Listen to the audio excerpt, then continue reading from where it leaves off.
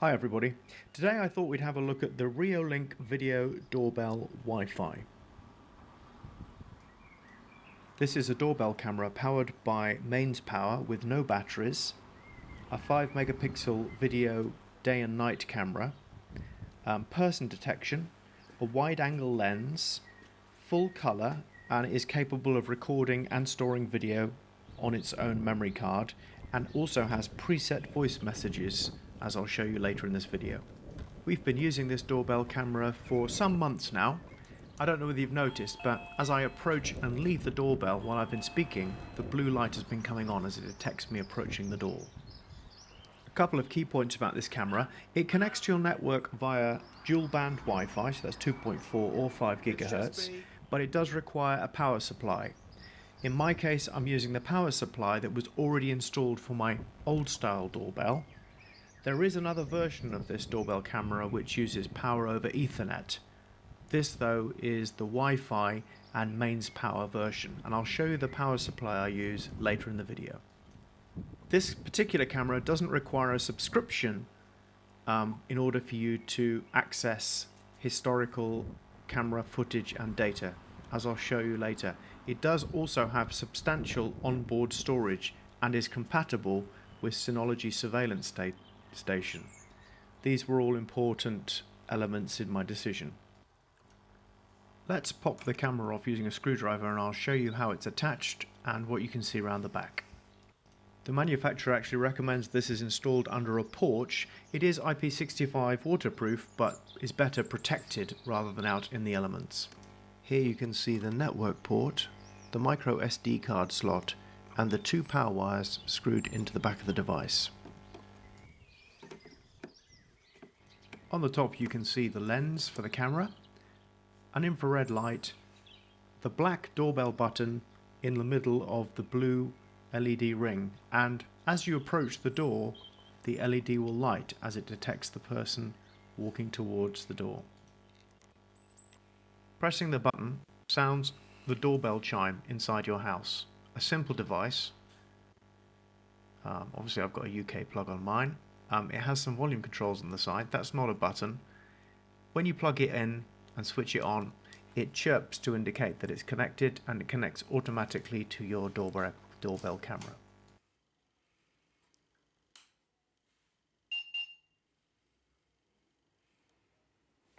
When someone presses the button, the doorbell sounds. The camera is also set to record events like people dropping off parcels, people ringing the doorbell, and records for a period before and afterwards. I'll show you that later. The camera requires 12 to 24 volts AC or 24 volts DC. I decided to install a new power supply, and this is the enclosure I bought from Amazon in which to install it. It's connected by the original doorbell wire, which I haven't really tidied up properly yet. Sorry about that. I bought this DIN rail power supply very cheaply off Amazon, and I like the DIN rail design because it's easy to replace if I have any problems. I was fortunate because the mains input was already there from the transformer that was previously supplying my old doorbell, and obviously the old doorbell wires are there. I've still got a little bit of tidying up to do, but this transformer steps to 240 volts main supply in the UK down to 24 volts. In order to get the perfect viewing angle, you're provided with a 15-degree wedge that comes in the box with the camera, and I decided to purchase two other, a 30 and a 45-degree angle corner mount for my doorbell in order to get the right viewing angle from my front door up my front drive. Here's the 45-degree one I didn't use. The 30-degree angle one is the one that I fitted. What I found is that people are, I think, 3D printing and selling these on Amazon relatively inexpensively, and it really can enhance the viewing angle of your camera and give you the opportunity to get just that perfect view that you want, so that you can see up your drive or however you want to do it when you install the camera on your front door. You could of course just make a piece of wood yourself if you want. They also came with these attaching screws and washers, which I didn't use. Let's have a little look at the camera app and some of the features. You'll see straight away that the camera has quite a wide viewing angle. I'm sorry. I think you've knocked on the wrong door. Hi, we'll be right there. Please wait a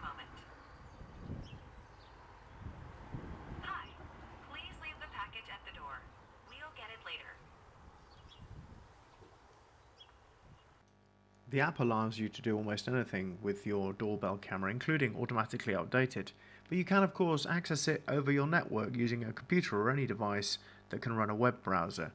And that can also be very useful as well when you're looking at archive footage or you want to see what's happened in the past from your computer, your laptop or your iPad without installing an app.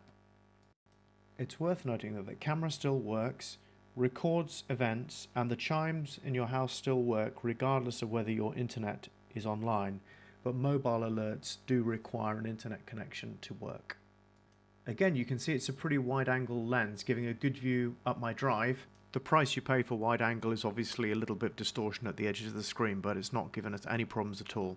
Similarly at night, the night vision function is pretty good. Certainly clear enough to recognise people's faces and see who's at the door. On the app there is an adjustment for sensitivity to make sure that it doesn't pick up particularly small movements or small objects. You can adjust the image quality and definition on the phone app and on the computer web interface. I find the quality to be perfectly adequate for day and night viewing, and certainly I don't think any higher definition than the 5 megapixels on offer would be necessary for our use. We currently have events and data stored back to January, so 4 months of data, and the SD card is about half full. Obviously that will depend on how much activity you have going on and how many events occur in a day, but 256GB card seems to be plenty big enough, and there are many settings on the web interface and in the app for you to adjust and fine-tune your visual and audio settings. I was really pleased to see how well the camera worked with the Synology surveillance station, so if any of you happen to be Synology NAS users and use surveillance station, you'll be pleased to know that the camera will integrate very well into your existing setup. Let's do a few pluses and minuses and finish with whether or not I'd recommend this camera. So a lot of positives actually. Good day and night video quality. You can answer your doorbell from anywhere if you're connected via the internet to your home. You can record your own custom messages or use the pre-recorded ones. No subscription is required to use this camera. Plenty of storage on the SD card, so you don't need to have a NAS, but if you do have one, it works well with Synology NAS and Surveillance Station.